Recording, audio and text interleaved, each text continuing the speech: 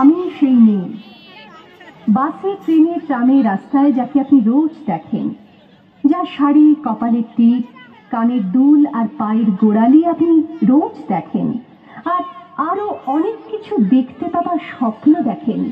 স্বপ্নে যাকে ইচ্ছে মতন দেখেন, আমি সেই মেয়ে। বিহারের প্রত্যন্ত গ্রামের দিনের আলোয় যার ছায়া মারানো আপনার ধর্মে নিষিদ্ধ, আর রাতের গভীরে যাকে বস্তি থেকে তুলে আনতে পাইক বরকন্দাজ পাঠান আপনি, আর সুসজ্জিত বিছানায় যার জন্য অপেক্ষায় অধীর হয় আপনার রাজকীয় লাম্পট্য, আমি সেই মেয়ে। আমি সেই মেয়ে, আসামের চা বাগানের ঝুপড়ি কামিন বস্তি থেকে যাকে আপনি নিয়ে যেতে চান সাহেবী বাংলোয় মধ্যরাতে, ফায়ার প্লেসের ঝলসে ওঠা আলোয় মোদির চোখে দেখতে চান যার অনাবৃত শরীর, আমি সেই মেয়ে।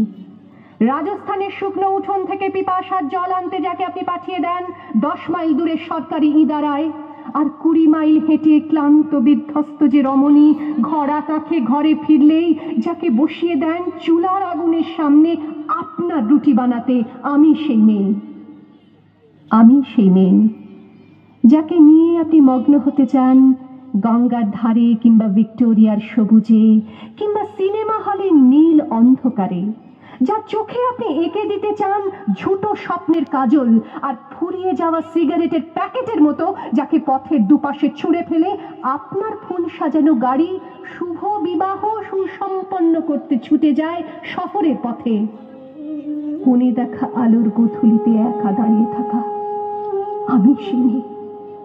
আমি সেই মেয়ে, এমনকি দেবতাও যাকে ক্ষমা করেন না, অহংকার আর শক্তির দম্ভে যার গর্ভে রেখে যান কুমারীর অপমান, আর চোখের জলে কুন্তি হয়ে নদীর জলে ভাসিয়ে দিতে হয় কর্ণকে, আত্মজকে। আমি সেই মেয়ে।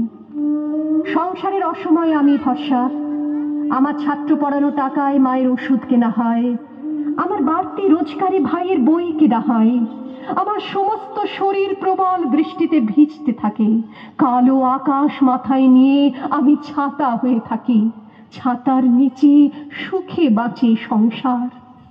আপনি আপনি আপনি আপনারা আপনারা আমার জন্য অনেক করেছেন।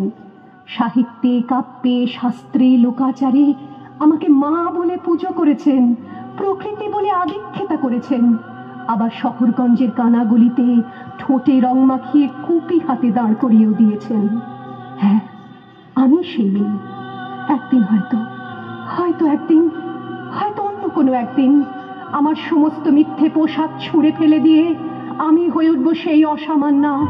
খোলা চুল, মেঘের মতো থাকবে আমার খোলা পিঠ, দু চোখে জ্বলবে ভীষণ আগুন, কপাল ঠিকলে বেরুবে ভয়ঙ্কর তেজরশ্মি, হাতে ঝলসে উঠবে সেই খড়গ, দু পায়ের নুপুরে বেজে উঠবে রণদুন্দুভি, নৃশংস অট্টহাসিতে ভরে উঠবে আকাশ, দেবতারাও আতঙ্কে স্তব্ধ হয়ে বলতে থাকবে